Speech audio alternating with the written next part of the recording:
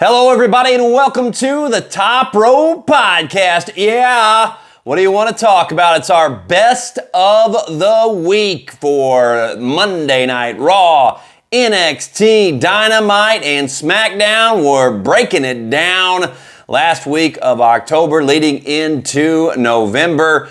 And we give you my best show of the week at the end, as well as my top moment and best match of the week. Let's get right into it. Go back to Monday Night Raw. We had Jay, then Jimmy leading it off. I thought it was kind of weird that Jay didn't want to hug Jimmy after he had just hugged him on Friday night, but it made sense, saying they still have some things that they got to work out. I thought the best line was when they said, Jimmy, I think it was saying,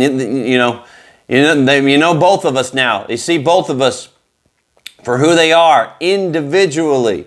You're Jimmy, I'm Jay. Crowd popped. We got a big Uso chant going on. Jimmy said he wants Jay to come to SmackDown on Friday, talk to Roman and Jay. We're going to get into that here coming up. And this whole thing, though, between Raw and SmackDown this week with the Usos just seems very, very rushed to set up this match at Crown Jewel. I guess they must have announced it on social media, and by the time you see this, Crown Jewel will be over, but be expecting my Crown Jewel review. It's Saturday. I got to work, and so I'll be watching that late Saturday night, so trying to get the Crown Jewel recap up on Sunday. But, I guess they just announced that 3-on-3 6-man tag on social media. I didn't see that. I'm not on that a whole lot. So they didn't know it was going to happen on Raw, but we did know it was going to happen by the time SmackDown rolled around. But anyway, as far as this opening segment on Monday Night Raw goes, says wants to come Friday, talk to Roman. Jay says yes. They get attacked by the Bloodline, but they end up turning it around with a chair, and the heels retreat. This was just a bridge to get us to the next big plot point, which I didn't think would be Friday. Thought maybe Roman would kind of, not really agree to it, because we still have a lot of working out to do, and kind of saw some of it get worked out and hold up the ones and all that. We're getting into that in a little bit, but given this opening match, our segment B, first match was Sheamus and Ludwig Kaiser. Good, hard-hitting affair. A little surprised Sheamus went over clean here. Guess they're just not quite ready to give Kaiser a big push. I don't know. What are you doing with Sheamus here? You're going to line him up for an Intercontinental Championship match against Braun Breaker? To me, that'd be the only reason he would win this, giving this match a B. We see Jay and Jimmy laughing as they're walking backstage. I think it was Sami Zayn comes up, wants to talk to Jay alone. Jimmy, boy, staring him down. And Jay says, okay. Jimmy walks off. And Sami, just saying he doesn't understand. You're just going to give Roman another chance after he made you jump through hoop after hoop just to prove your worth for month after month after month after month. And Jay says you wouldn't understand because you're not family. Yeah, this made a lot of sense. It introduces Sami Zayn back to the story. I thought it was the most interesting thing that had happened to that point in the show. And eventually I do think Sami does come back around and will be involved setting up that Survivor Series War Games match. I give that a B+. Zelina Vega, Ivy Nile. Poor Zelina eating the L. Makes sense though, I guess, to get some heat on the heels. I don't know, the two just really weren't in sync in this match though. Moonsault almost missed entirely. Wasn't real great, giving it a C-. Seth Rollins promo, standard fare until Bronson Reed shows up on the video board. Says he promised a Raw general manager, Adam Pearce, he wouldn't do anything in the arena. So he invites Rollins to the parking lot, because Rollins, Bronson Reed was saying, hey, you want to hunt a monster? Come get some. And man, that stomp on the car, and Joe Tessitore calling Bronson a hood ornament. Such a great line, but my goodness, Bronson Reed rebounds very quickly. And we get Bronson running through the big truck there to hit the slam on Rollins through the tables that were below the truck. Very similar to what happened with Braun Strowman brawl out in the parking lot, and feels like kind of a similar story in the way they're playing it out backstage and everything. You know, so you don't want to get too repetitive. And even though it was very similar, I liked it, man. I liked it. I'm going B+. We get R-Truth backstage with Alpha Academy. The Miz showing up. Says he's sorry. R-Truth hugs him, but then attacks him. Says, good luck with the Wyatts. Y'all gonna die. That popped me pretty big. Give that a B. Tag team triple threat number 1 contenders match. I've been enjoying these. Each team having a legal man at all times. Love it. Good match. No surprise the War Raiders went over. They've been okay since they've been back. Definitely got to get them some wins. We saw some stuff in this that farthered the New Day's eventual breakup as well. American Made getting involved, costing the New Day. This is a good match. Match of the night, giving it a B+. Then we get more Miz backstage complaining to Pierce, the Final Testament showing up. Once they want him to find Bo Dallas. Miz being caught in the middle of all this, making this story pop. I saw Karrion Kross on Raw this week, and I'm like, wow, okay. I think this is, he was believable for once. Was kind of into it for once. This is the most relevant I think he has been so far in WWE. They're off to a good start with this story. We don't see any of the Wyatts this week. Given that segment a B, we didn't see him. Maybe I missed it, skipping some of the commercials. I don't believe we ever saw The Miz talking to Bo Dallas, though. Surprised they didn't follow up on that. Instead, they followed up on the Bloodline story, which is fine. Sammy talking to Solo in the SUV. Definitely very, very interesting. As far as the main event on Raw goes, I get it. I get it. The ref somehow, never saw Judgment Day trying to beat up Priest. Priest beating up them, but it just seems like the match should have been thrown out, but it wasn't. Dom gets the roll-up win. And then they get the beaten down Priest. Typical old booking of a heel, winning but keeping the babyface strong. As, Priest getting the beat down there at the end. It worked, but it wasn't anything special, giving that a B-. Overall, Raw top moments. Sammy talking to Jay. Sammy talking to Solo. The Seth and Bronson parking lot brawl. And that triple threat match 1 through 4.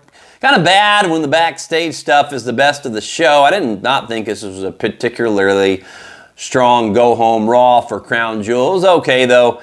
Give it a B-. How about NXT this week? Where is this coming from? NXT's been so bad. Then they had a couple okay weeks debuting on CW. But I thought this was the best NXT in a very, very long time.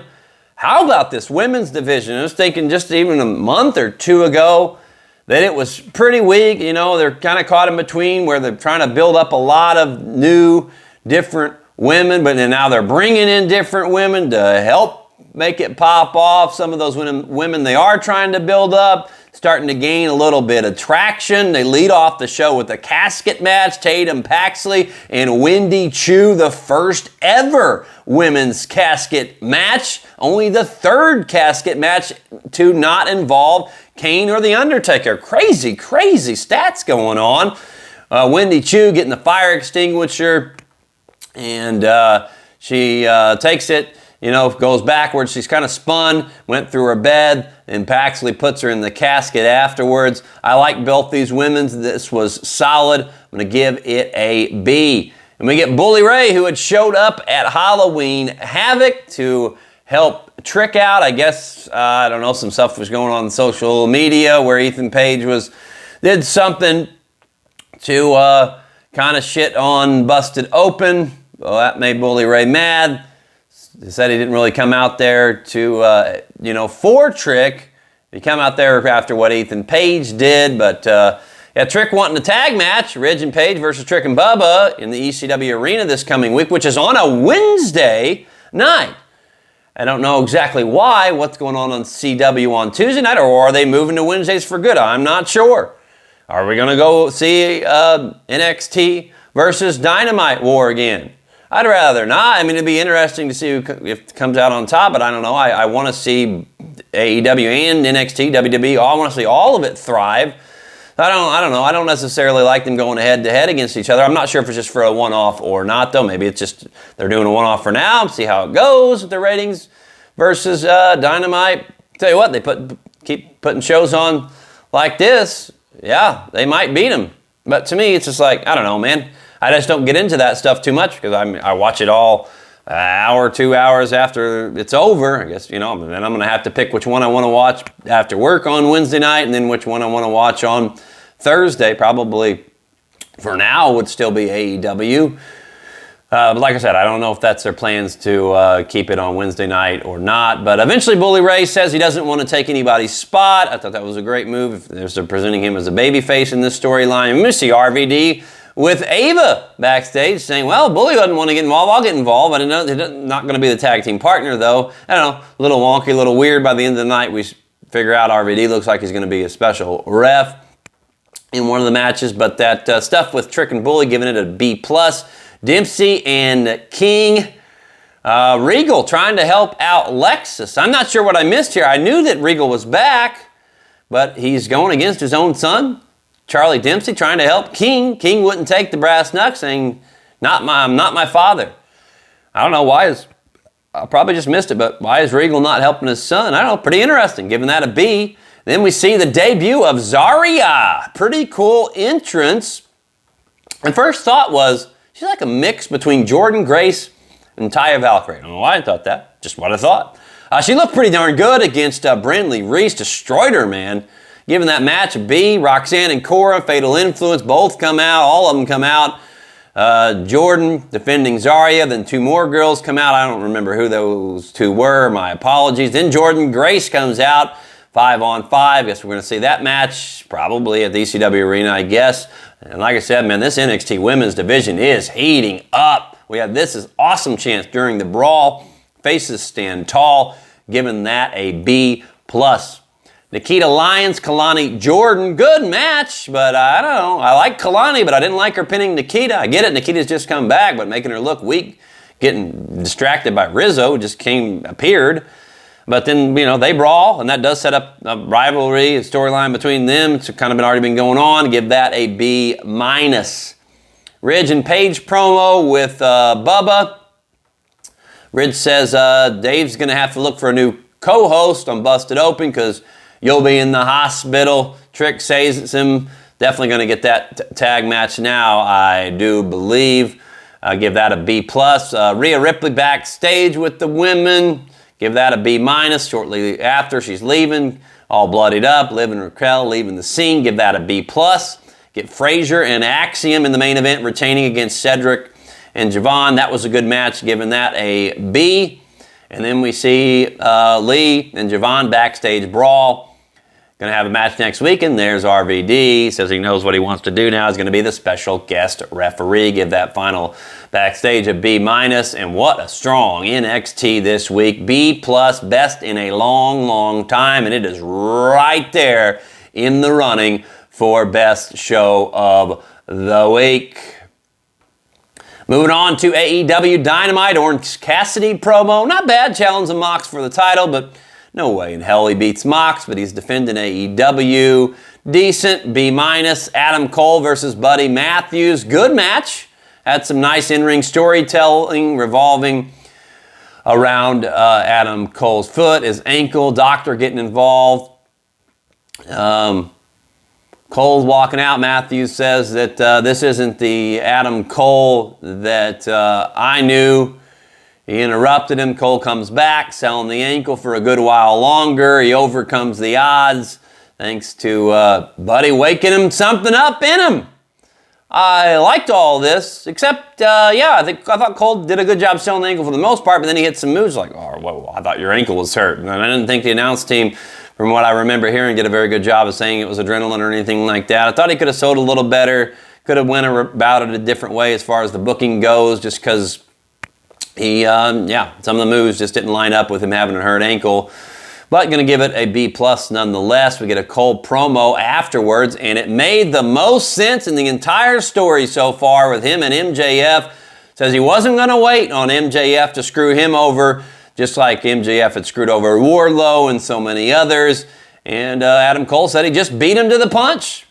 Said guys like Adam Cole and MJF were never meant to work as a team. They were meant to be enemies. And all of a sudden, I'm like, wow, I'm kind of liking this story now.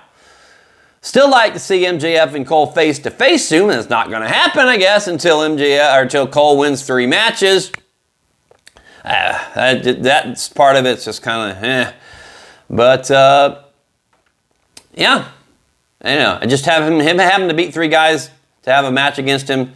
Just kind of stupid. MJF has no title. I get it though. There's a lot of hatred there. Adam Cole wants a piece of him, and MJF likes to make his opponents jump through hoops. Seen that in the past. I'd probably do something different, but this is a big step forward in this story tonight on Dynamite, or on Wednesday. Going to give it a B+. Fletcher promo. We get a long-time United Empire mate coming out. Doesn't want to join. This was fine. Little bridge in the story, giving it a B. We had Hangman cutting a promo on Jay White, and Hangman is on every single time. He's one of the best promos in the business. Always believable. Almost every single time with every single word he says. They're going to fight at Full Gear on November 23rd, giving that a B. John Moxley promo says, one day we will understand. During his promo, he said Valley. He should have said, this is the hill I'm willing to die on, not Valley. He's kind of screwed that up a little bit. Could have been better. Cassidy coming, trying to save Wheeler Yuta. They had put Yuta head in the chair. Like, whoa, what are we doing here? Good, get Wheeler Yuta out of here. I don't know. I'm sorry, I'm just not a big Wheeler Yuta fan. I was like, dang it, whenever he turned back to join them. It was all just a ploy, though, to get Cassidy to come out. But why the hell is Orange Cassidy? I get just because he's traumatized by what they did to Chuck. But he's been, Yuta's on their side. And like, oh, cool, you put him in a chair. I'm going to come out and save you. I don't know. Didn't make a whole lot of sense. They tried to make it believable. I did like Darby coming from the rafters out of nowhere, though. That was cool. Everybody and their damn brother fighting. Felt like WCW versus NWO all over again. And then I got mixed feelings on it. As much as I love the NWO, they definitely screwed it up towards the end. So, I don't know. I'm not sure this was good or bad. I don't know. And then we get everybody fighting out of the arena. Young Bucks don't come out to help. They just come down for the tag title match against Private Party. I thought that was great. Eventually they're going to have to help in this war against Moxley and company. But that tag title match, if Private Party loses, they're done. Well, they didn't. New champs, match of the week nominee. Okada had hit a pile driver on Mark Quinn with the ref's back turn, but 5 minutes later or so, he makes the save. A long time coming for Private Party. This was a great moment. I've been critical of them at times, but they have earned my respect. This was an amazing match. Doing a good job of late, man. The Bucks showed them respect, kind of teasing a babyface turn. Thought this was a good call booking-wise. Young Bucks, they don't need it to keep them relevant. They're going to be involved in that storyline with Mox and company. This match gets an A. We get Hayes and Ford backstage. Nice to see Penelope. What did I say? Hayes, I meant Hayter. Jamie Hayter and Penelope Ford backstage. Nice to see Penelope. Not much into Jamie Hayter, though, since she's been back, giving that a C. Jericho promo says he's taking ROH to new heights. The Nueve, yada, yada. Yeah. Looking at Jericho, man, though, it's still amazing to see him sounding, looking great. Very relevant in 2024. Pretty crazy, man. Is he going to move the needle any for ROH, though? I doubt it, because he's just going to be defending it on AEW TV, most likely. So, this was okay, giving it a C. Statlander and Camille. Camille much better than last week, but she does suffer her first loss now, 5-1 in the company. Mercedes attacks after. tells Camille to get to the back. Cliche here, because she says if you want something done right, you got to do it yourself. I don't know, man. Just not much into Mercedes or this, giving it a C. And then we see the Young Bucks leaving in a hurry after we see them shredding documents a little bit earlier. And I would say them leaving, and what Moxley said, something bigger than him is all tying in. Do we have dirty business practice by the Bucks? How's Tony Khan involved with this? Is he going to lose his company by some of that dirty business practice? What's going on here? Maybe, just maybe, Shane O'Mac buying the company, kayfabe. I don't know, but I'm into it. I still think it's one of the best storylines in wrestling, and that adds another layer to it with them shredding documents. I like it. I like it a lot. We had Swerve and Shelton Benjamin in a match for the main event. In the main event, this was a hell of a match. Could make an argument for match of the night. I'm still going to go with that tag team. Because as good as the match was, this was all about what happened afterwards. Bobby Lashley is back. Beat down Swerve and Nana. How about Nana sitting there like flopping around like a fist, twitching and stuff? Oh, that was great. They didn't need the security, though.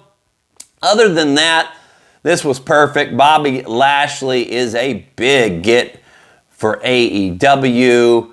Give the match grade an A- afterwards. I'm going to give that whole thing after an A- as well. I really enjoyed Dynamite. Multiple stories going on, mixed in with two very good matches. AEW has some really strong factions going right now. As you can tell, I got to get my Pop Rope podcast rankings up to date. I will do that hopefully by the time you see this. Good stuff. Keep it going, AEW. Seems like losing business, losing fans. They got to make a change, and I think we're seeing some of that now. I just hope they can stay consistent, giving Dynamite a B+ this week. It is in the running for Show of the Week. Nia Jax promo. Of course, Liv comes out as we're moving on to SmackDown here. Then Tiffany.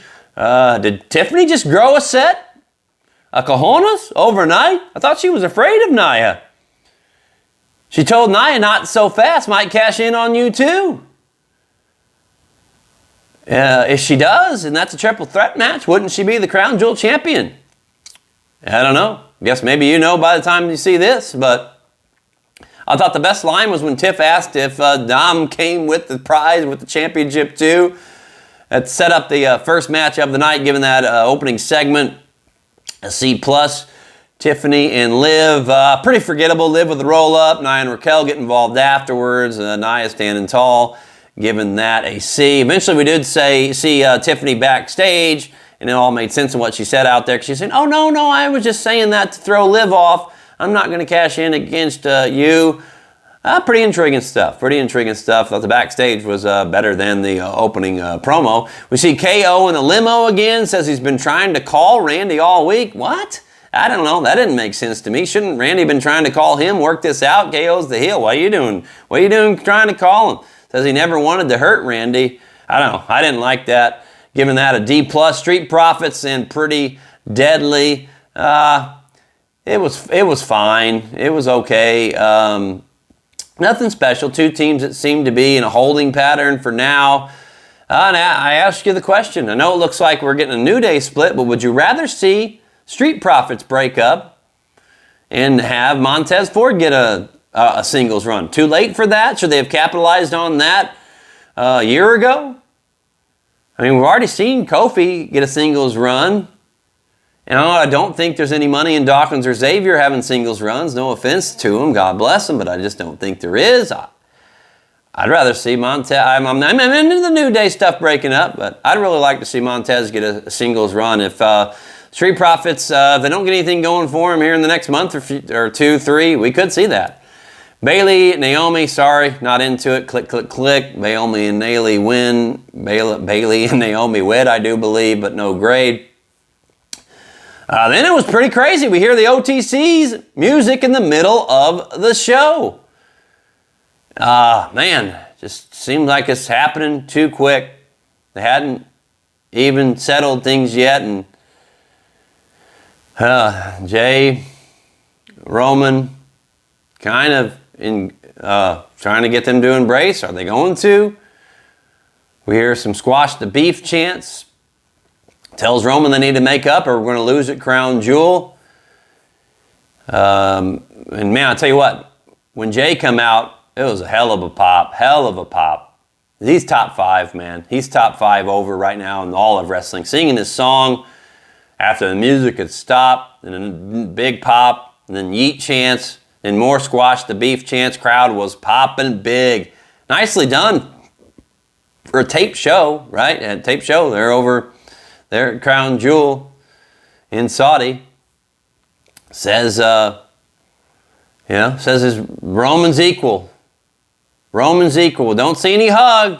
Crowd won the hug. Hug it out, hug it out. But eventually, Roman, really great facials. Eventually, he does say yeet. So, seems like they're kind of on the same page. But this just seems rushed. I don't know. I know what's going to happen, Crown Jewel, but hell, seems like we're rushing through this. Like, I figured we kind of have to rush through it for them to get back on the same page to fight the Bloodline at Survivor Series War Games. But we got a whole nother month for that. But they just really, really rushed through that just to set up this 3-on-3 match. And I just don't think it's necessary. A little wonky. I don't know, just a lot going on, a lot to process there. I mean, as wonky as it was, I'm still very much into this Bloodline story going B. Fatal 4-way, Bianca, Io, Lash, and Piper. Putting Lash in a 4-way this early on in their SmackDown run and in their career, that's a lot to ask.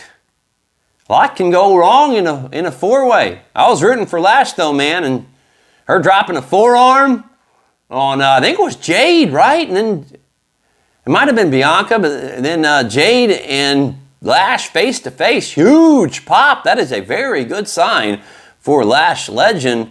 She looked strong, but didn't get the win though. I liked the finish a lot. Bianca hitting the KOD on Lash, but Io out of nowhere with a perfect moonsault. Good match.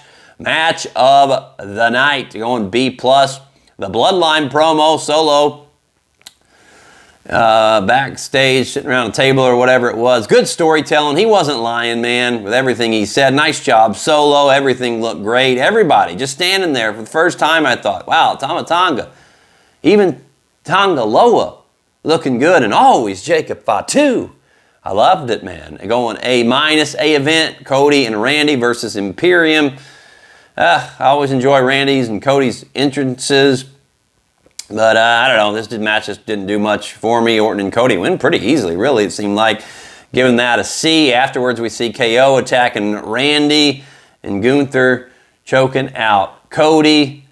It was okay. It was another instance where security wasn't needed.